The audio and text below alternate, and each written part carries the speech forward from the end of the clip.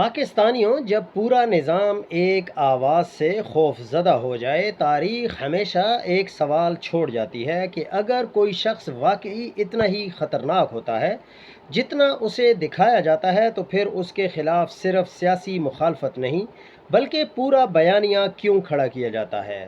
عمران خان سے اختلاف ہر شہری کا حق ہے، مگر یہ بھی ایک حقیقت ہے کہ پاکستان کی تاریخ میں شاید ہی کسی سیاسی رہنما کے خلاف اتنی منظم میڈیا مہم، اتنی سینسرشپ، اتنے مقدمات، اتنے سیاسی دباؤ اور اتنی کردار کشی ایک ساتھ دیکھی گئی ہو۔ اس کے باوجود اگر عوام کی ایک بڑی تعداد آج بھی اس کے ساتھ کھڑی نظر آتی ہے، تو سوال یہ پیدا ہوتا ہے کہ آخر خوف کس بات کا ہے؟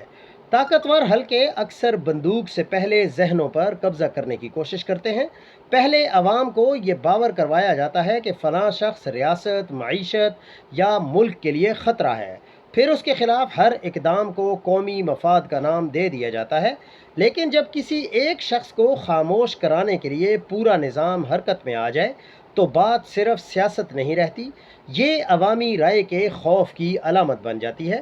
ریاستیں طاقت سے چل سکتی ہیں، مگر مضبوط صرف اعتماد سے ہوتی ہیں۔